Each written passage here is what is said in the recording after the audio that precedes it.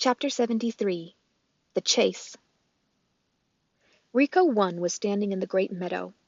He stared up at the smoking hill of ash and then down at the stampede of footprints around it. There had been a large bonfire with hundreds of animals and one robot. But why? The Rico couldn't make any sense of what he was seeing. After thoroughly exploring the site, he continued through the meadow and into the forest. It was around that time that he lost communication with Rico 3, then Rico 2, and he knew that his partners had both been destroyed. Rico 1 would have to hunt down the target by himself. The hunter marched on. His blocky head swiveled from side to side, scanning for any sign of Roz.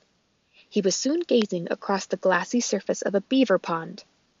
On the far side, a thread of smoke drifted up from another of the wooden domes.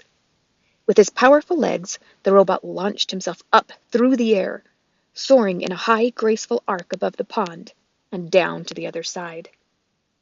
His heavy feet slammed into the ground, leaving deep craters in the garden by the dome. He hunched over and looked inside. Fur and feathers and the dying coals of a fire. But the target wasn't in there. The Rico stood perfectly still and watched as a soft rain started dripping down through the tiers of the forest. And then he sensed it. Up in the canopy was something that didn't belong. Roz had been spotted.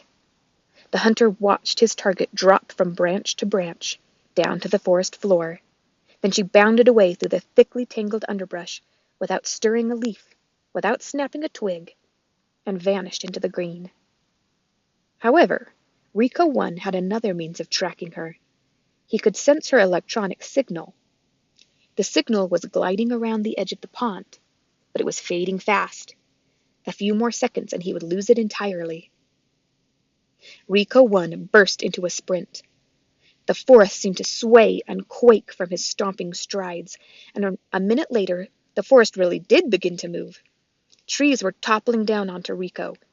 He fired his rifle, and 2 toppling trees burned to ash, but then a third swung down straight through the smoke and hammered his body into the ground.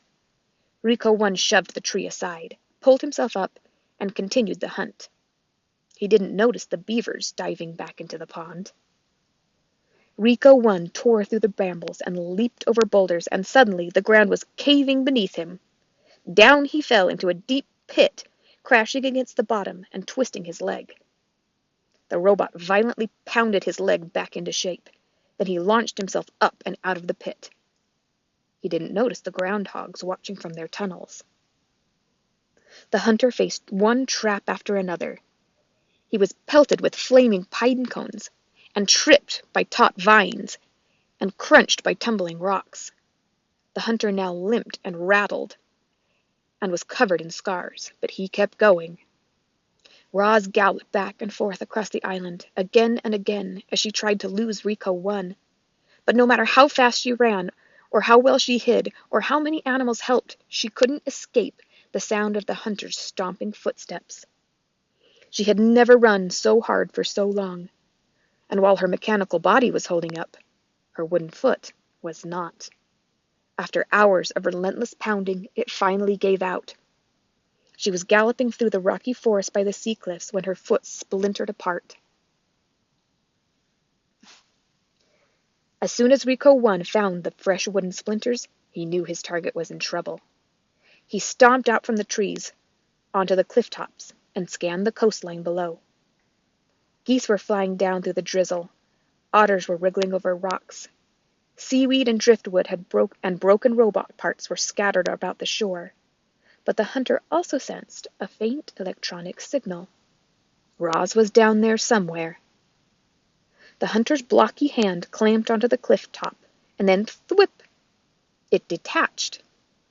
The hand was connected to a strong cable that spooled out from the end of his arm. He gave the cable 2 quick tugs, and then stepped off the ledge. Rico 1 zipped down the cliffside, one arm releasing the cable, the other clutching his rifle, and he slowed to a gentle stop just as he reached the ground. Then, high above, the robot's hand unclamped and followed the cable all the way down until, whoop, it snapped right back onto the end of his arm. Geese squawked and otters squeaked as Rico 1 marched through the robot gravesite. The place was littered with torsos and limbs and heads. They were all valuable parts, but he would collect them later. For now, his only concern was finding Roz. He followed the electronic signal over to a clump of seaweed. But where was his target? Was Rico 1's sensor malfunctioning?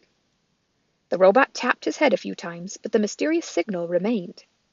He looked around for any other signs of her, and as he did, the clump of seaweed reached up and grasped his rifle. Chapter 74. The Click. 4 robot hands were clamped around the rifle. Rico 1 loomed above. Roz lay below, camouflaged in the seaweed. For a moment, all was still. And then the hunter suddenly lurched and twisted as he tried to rip the rifle away from his target. But Roz held on. Seaweed fell away from her body as she was lifted right off the ground.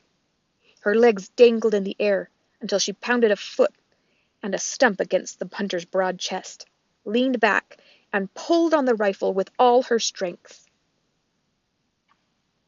Waves crashed as the robots grappled for the weapon, but Roz was no match for Rico 1. The hunter was too big and too brutal. Roz could feel her body being pulled apart, but she could also feel the rifle being pulled apart. A faint glow appeared between her hands. The glow grew brighter and brighter, and then a blinding explosion launched the robots in opposite directions. When the smoke cleared, shards of the rifle were everywhere. Rico 1's body was pocked with holes, and one arm was charred and crippled. Roz's arms and legs had been blown completely off. She was now just a torso and a head. Inside her computer brain, our robot's survival instincts were blaring. Her battered body simply could not take any more damage. Clearly, Roz was not designed for combat, but the Rico was. He pulled himself to his feet and hobbled toward his target. Roz wanted to get up and run away, but without legs or arms, our robot couldn't move. She could only speak. "Please do not deactivate me," she said. Rico 1 ignored her. His blocky hand reached past her face and touched the back of her head. Click.